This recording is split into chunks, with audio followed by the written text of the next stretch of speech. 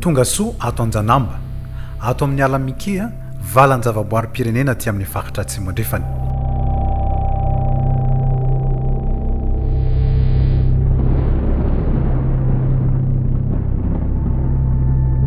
Philippe Leman teratany allemand mpisetrika anaty lavabato Ipodrano na Grotino Ndiamanjato mitotaly mihoatra ny 2,000 kilometatra no nisitrika nahavita 2,000 kilometatra voalohany tato Anjanamba.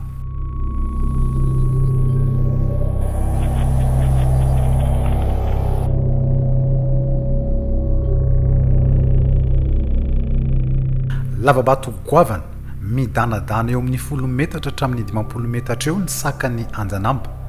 Hatramin'ny 1,0 kilometatra ny halavany sady misampatsampana mahitsy na miendrika labyrinthe.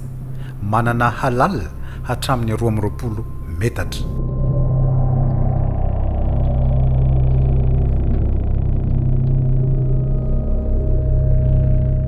Mahatalanjona ny fahitana lavabato Ipodrano aty amin'ny faritra maina ary any amin'ny 7 metatra ambanin'ny rano hita maso koa no miangona ny ranonorana na ny nappe phréatique. Mifangaro ny ranomamy sy ranomasira ato amin'ny lavabato Anjanamba, izany hoe mifandray amin'ny ranomasina tsy lavitra azy ny lavabato, mitsingevana ambony ranosira ny ranomamy ka manome tsindry ny vatosokay na ny calcaire. Tahak'izay koa ny ranonorana mivangongo ao ambony ny vatosokay tantapitrisatonany maro, namorona ny ranomamy mitsingevana eo ambony ranomasira mifangaro ato anaty lavabato.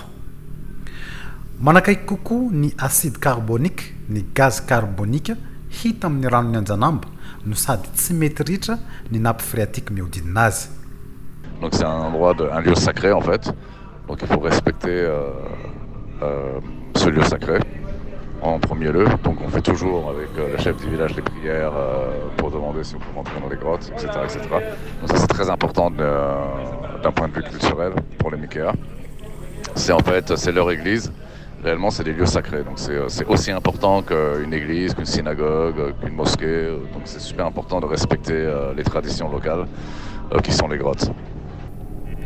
Fatim-biby tahirintany na fossile na fitaovana nampiasaina amin'ny fangataham-pitahina ataon'ny mponina teto amorona lavabato no mety ho hita ato anatiny fa tsy mitombina ny filazana fa misy arena miafina na mercure lafo vidy. En premier lieu, dire aux gens qu'il n'y a pas de mercure dans les grottes. J'ai plongé ces grottes des centaines de fois, j'ai exploré ces grottes, j'ai filmé ces grottes à Madagascar. Et il n'y a aucune trace de mercure, ça n'existe pas dans les grottes. Donc il faut arrêter avec cette légende, ce n'est pas vrai. La deuxième chose qui est très importante à dire, c'est qu'il n'y a pas de trésor dans les grottes. Donc ça sert à rien d'essayer de chercher les trésors dans les grottes en endommageant la grotte. Ça, il n'y a pas de trésor dans les grottes. Et la troisième chose que je voulais dire, c'est que c'est des lieux exceptionnels, c'est des ressources naturelles incroyables. C'est parmi les grottes les plus belles du monde. Et il faut préserver à tout prix ces grottes. Donc il ne faut pas extraire l'eau, il ne faut pas faire de dommages.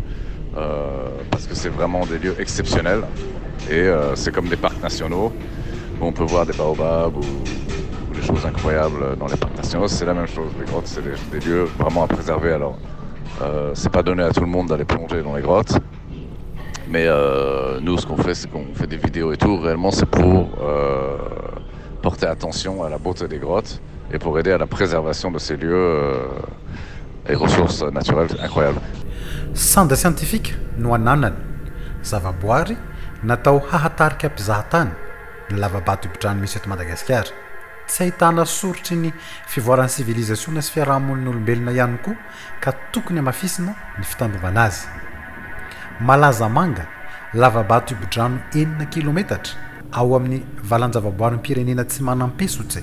Io no lavabato Ipodrano fahatelo lava indrindra maneran-tany faharoa aty Afrika. Anjanamba lavabato Ipodrano 2,0 kilometatra ato amin'ny valan-javaboarim-pirenena Mikea. Lavabato Ipodrano lava indrindra aty Afrika faharoa maneran-tany. Valan-javaboarim-pirenena tsy manam-pesotse sy Mikea voasokajy ho vakoka iraisantsika amin'izao tontolo izao araka ny sokajy nomeny UNESCO na patrimoine mondial de l'UNESCO hatramin'ny volana septambra 2023.